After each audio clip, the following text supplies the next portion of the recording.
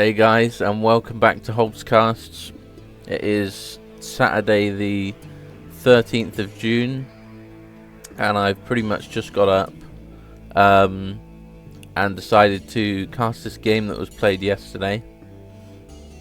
A few things to talk about and mention. There is a tournament coming up which has sort of tentatively reinvigorated my desire to cast UA recently, and there's going to be some good 2v2 games in there, I would imagine, that will be worth casting. So it's nice to be back in the scene again, nice to be on the horse again, playing some games, enjoying the scene of UA and doing a bit of casting. Today we've got just a little game in between games for you guys. Nothing too it was a 3v3 in between the 4v4s, just while the guys are cooling down, waiting for the next bigger match. So a relatively casual game. I'm not going to overanalyze in this particular game too much of the builds. I'll begrudgingly refrain from doing it. It's my natural tendency, just because this was a relatively chill game. You know, this is not a game where everyone is heavily trying to optimize their builds and what have you, but just a chill little game on Sands of Time, and not necessarily even the best game either. It was the first replay I could get my hands on. I put out requests for replays. I got some that were a bit too old and wouldn't work, so unfortunately, even though those were, you know, better games, I wasn't able to cast them. And so I've just got something here now that I am able to cast. And oh shit, waiting for program to respond. Dawn of War does this sometimes. When it's loading, it will respond. We just have to wait for it. It's because I pressed the Steam overlay button just to check that recording was going right. So let me just quickly check that.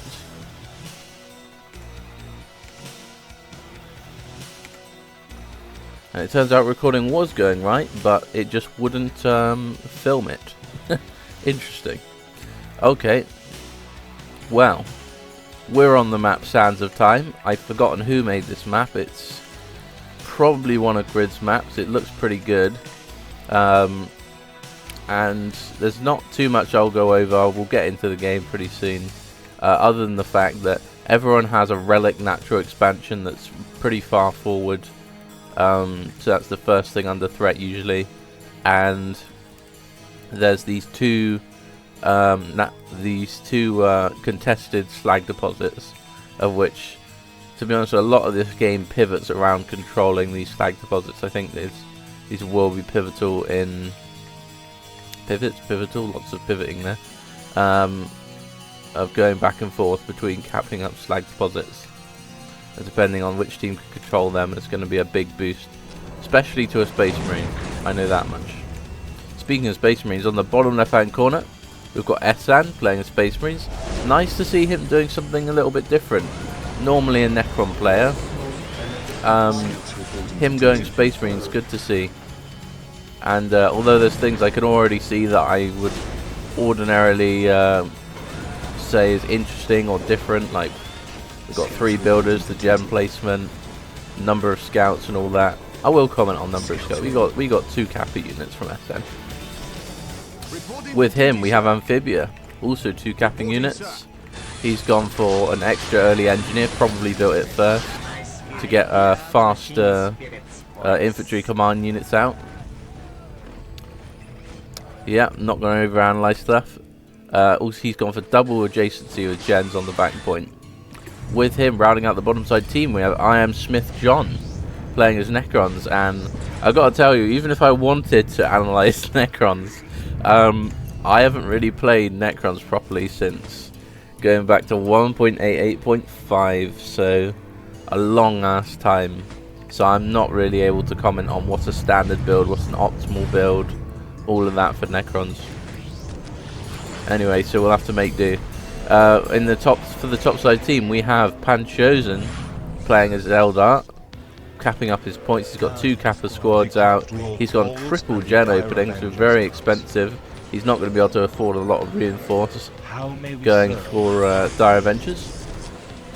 And with him, we have Holmes playing as his customary Dark Eldar. Looking for Warriors and Hellions, so a nice mix of melee and range. Feet on Fire Research coming up for him, double gen. And rounding out the top side team, we have Papa Smurf playing as Inquisition. He's gone double gen into Librarian. So, first thing of note, a bit of light pressure coming in from Esan. He looks like he's just happy to get a model off of these Mandrakes and isn't wanting to go for any potential decaps. He's very far extended out onto the map, so yeah, just backing off at this point, allowing Amphibia to take some of the attention off of him as he retreats back to the LP2s, pursued by Holmes, doing some decent damage on the move here with the Warriors. Because of their combination of speed and short range, they sort of stutter step quite naturally, moving up towards the target, getting ticks of damage. And they also deal decent damage actually while moving compared to some of the other units. I know that's true in vanilla. Can't necessarily say how true it is in UA. But Plasma Grenades coming in here now for Pan Chosen. It's the primary engagement we see going on. On the left side I see a potential little run by coming in for Pan Chosen, putting some pressure on the relic here, belonging to Esan. Esan's going to need to put a point down pretty quickly. He's going to get decapped, and he will. So that's nice there from Esan. He'd do well to throw these scouts in on melee. They are, and he's doing it now. It's a good decision there. They're slightly superior to Guardians in the melee department. That is Astartes biology and all that. So I'm going to whittle them down. It's nice to see. Esan retreating and reinforcing this left side at the same time. So some nice movement for him. But he might be needing to back off soon. The scouts are doing great work against these Guardians. He's going to need their firepower to contribute here if he's going to take this fight. And it looks like he will for a minute take this fight. But he's got to really retreat here. We've got 3 combat units against 2 dedicated combat units. And there's always going to be, if you wanted to take this engagement optimally, you'd get into melee with the Marines, the tacticals,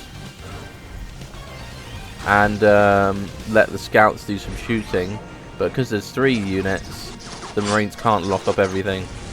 Meanwhile, in this right side, we have Amphibia and Iron Smith John pushing in here against Papa Smurf. Papa Smurf seeming to go back in. Not the best decision. He really needs to see what his micro is like. Not bad here. We've got he's moving back using the stop command and attacking. Getting good shots here from these guardsmen. A lot of red bar guardsmen coming in here from these grenades. Very nice. Just kiting back against this Necron Lord using the stop command, and he is in fact gonna see off Amphibia here with the help of this LP2 and this one. So a failed attack here for Amphibia, not really getting too much done and losing quite a lot of models. And even more in the retreat. And one on the left side looks like SN is stabilized with Holmes out of the picture over here on this right side. Holmes going for 2 sets of Hellions. And yeah, looks like SN is most definitely stabilized. He would do well to continue to contest this area, take the crit,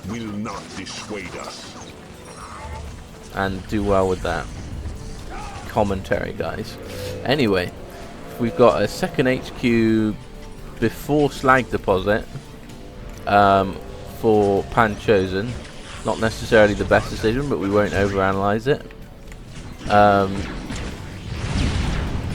And we see, unfortunately, some Immortals overextended here for Iron Smith John, who teleports wisely back to base. Some preemptive Immortals. Slag Deposit coming up for him. Still no Slag Deposit on the left side for Pan Chosen. as both teams just look to reposition and potentially take an engagement. While we've got this lull in the action, I'm going to take a moment to compliment the macro here from Papa Smurf and really just see where everyone is at in tech. Esan is getting his globals, so his tech 1 is up. Same for Amphibia, he's getting LP2s and 3s and globals. Tech 1 is up and globals coming up for I Am Smith John.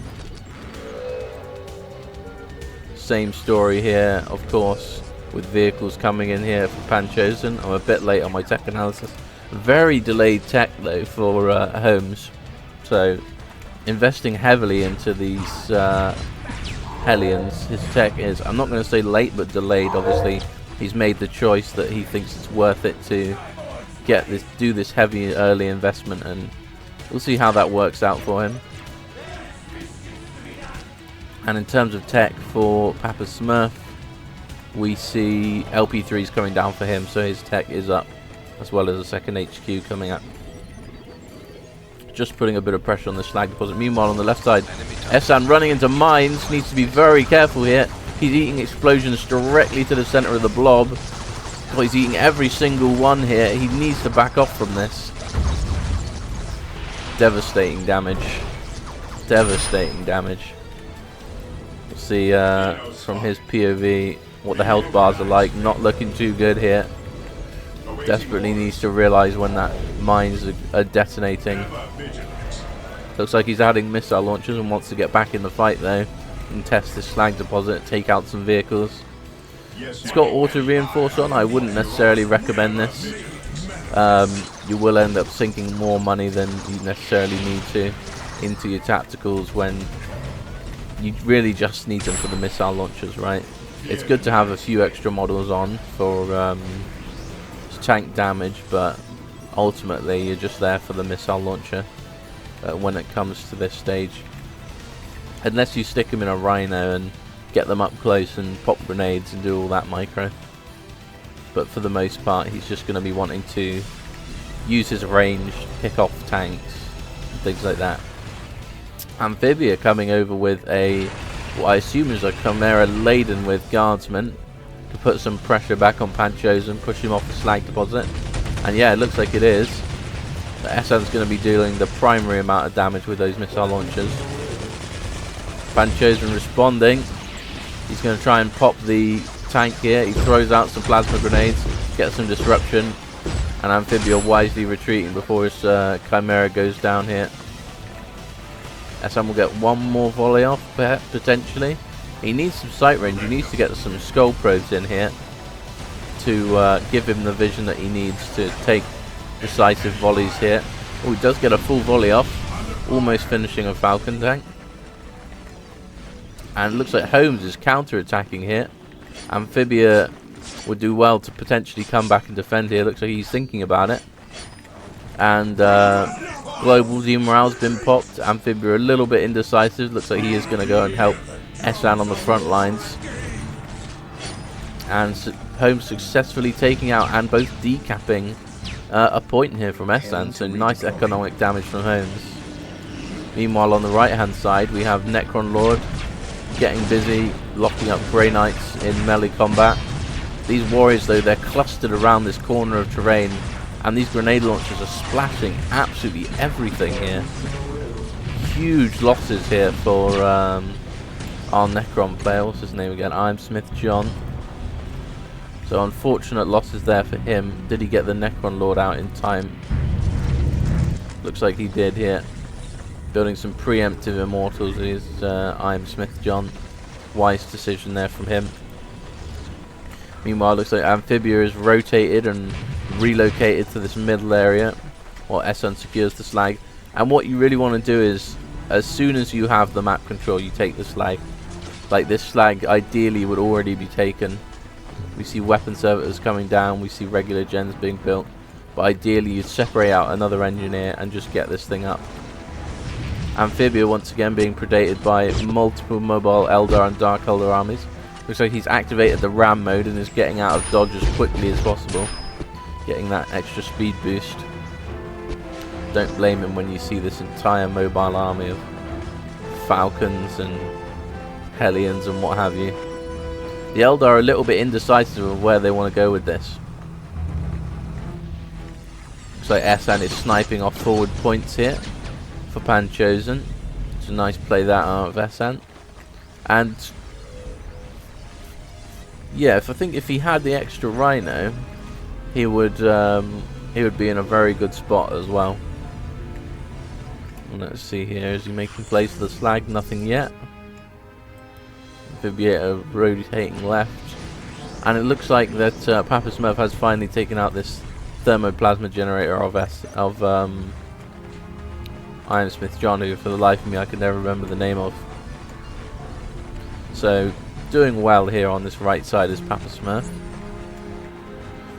And as we zoom out and take a look at people's bases and overall state in the game, we see 2 HQs for Esan,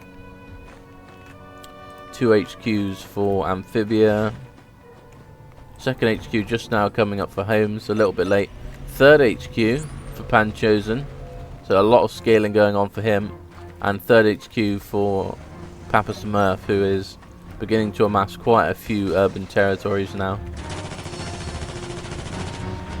I hear action.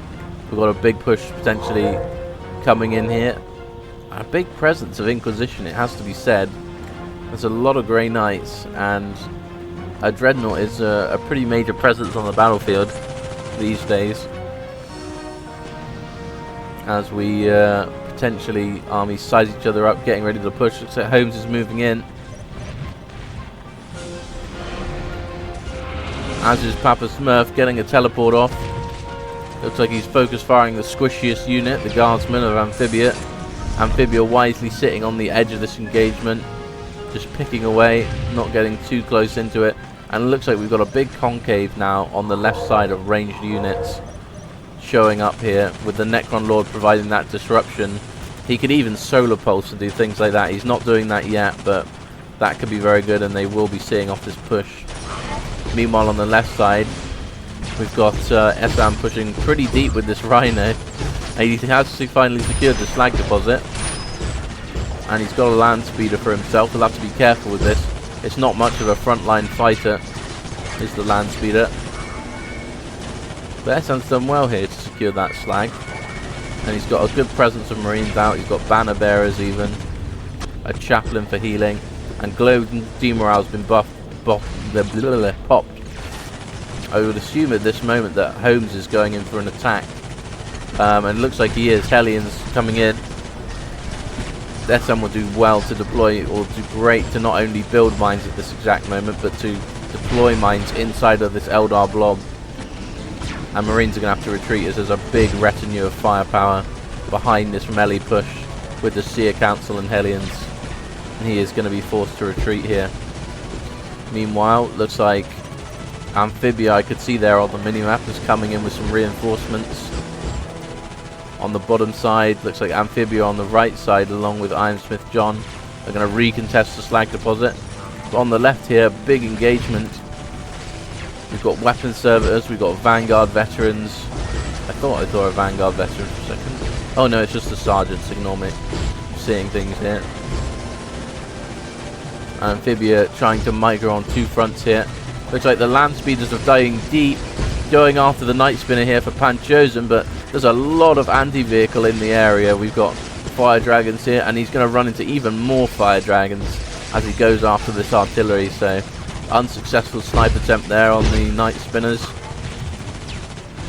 and as we see, looks like they're just going to try and hold here at the bottom of the hill. Amphibious units having to be microed in and out of the Chimera to try and survive. Looks like he does leave one behind, one of the Guardsman squads, in panic as he retreats.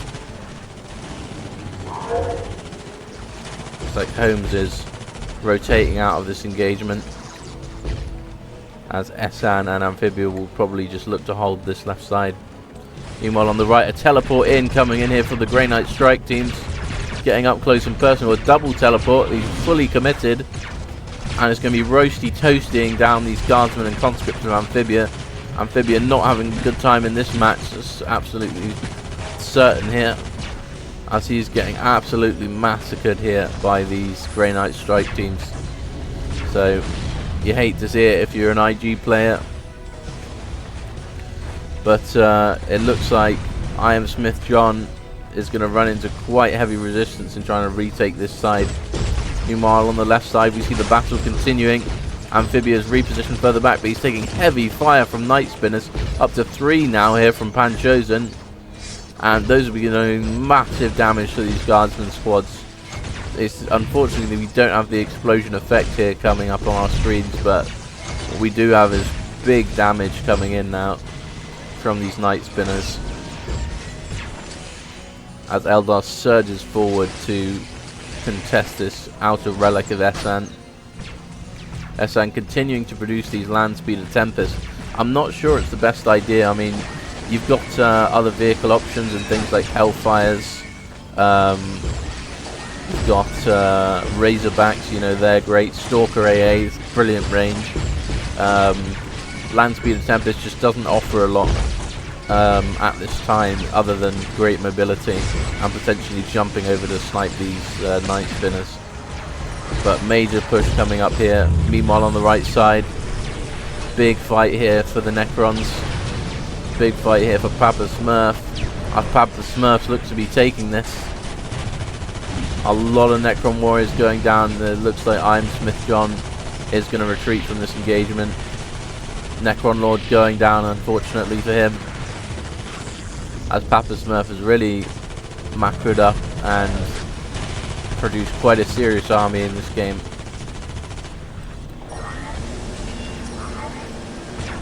All on the left side, looks like Seer Council has stuck around for a little bit too long.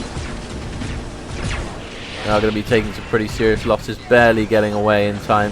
Will the last model even get away? Yeah, it will, getting some reinforcers down. Pretty good reinforced speed, I've got to say, for a Seer Council, considering how durable they are.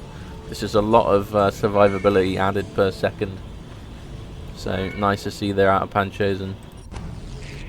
And it looks like the Necrons got completely massacred here on this right side, as Papa Smurf looks to retake and recap this thermoplasma generator.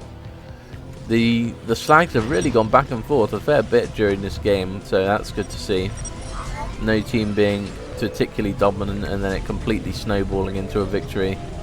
And there's been a lot of time where the Slags just haven't been capped up as well, so people relying primarily on HQ economy rather than hitting Slag timings. So that's good to see. And Holmes here building up a significant number of Ravens, and he's doing the smart thing, you know, when you go for a build like this, you want to build up very large numbers and then show them all at once. You don't want to trickle them in one by one, because this is going to allow you to get a lot of damage done when the timing finally hits, and give less time for them to get a counter out. So it's a build that Holmes likes to go for quite often, and it's very effective, so more power to him. As we see a lull in the action here. And Eldar, you know, he's a man after my own heart here, building these extra mines. He saw how well the first set of mines worked. And this is a choky area that's always heavily contested, going back and forth as armies run through this area.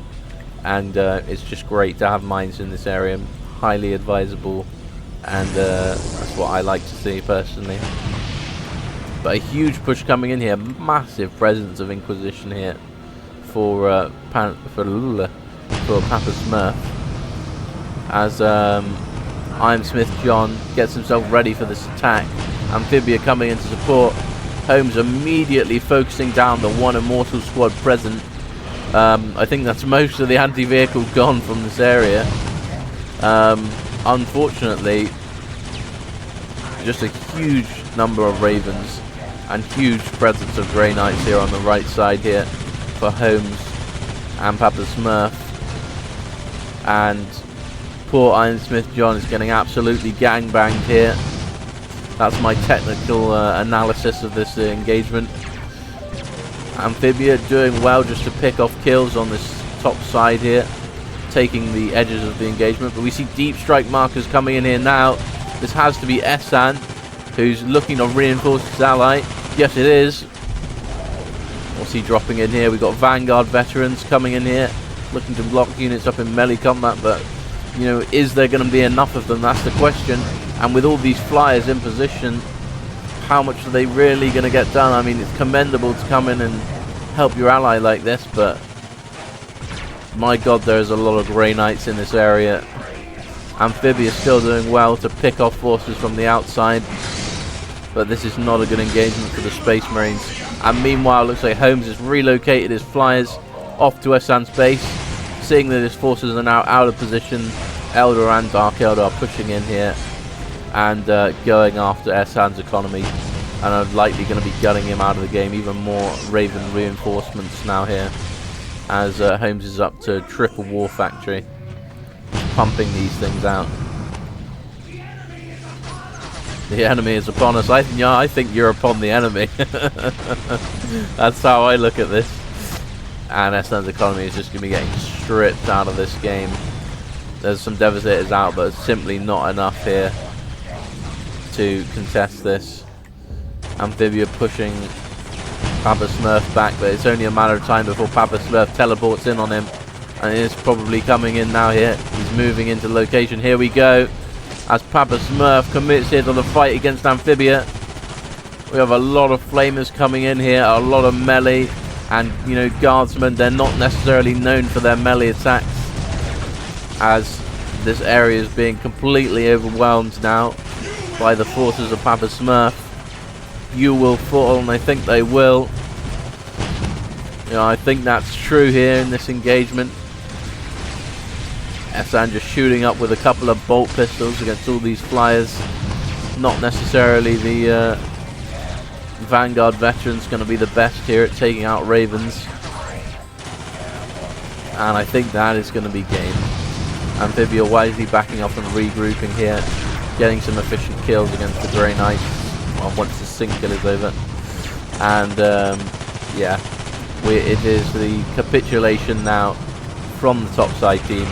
So a cute little game here, you know, not necessarily the best game ever, but it's an opportunity for me to practice casting, an opportunity to get my settings right, ready for this tournament, to reinvigorate myself with the process of casting and exporting and editing videos. So thank you all very much for watching. It is very much appreciated just coming here and clicking on this video, enjoying the downtime between games with this extra content. That's really what it's all about, and as well as, you know, contributing a little bit to the UA scene, that makes me happy. So yeah, thank you all very much for watching. This is Hob, signing out.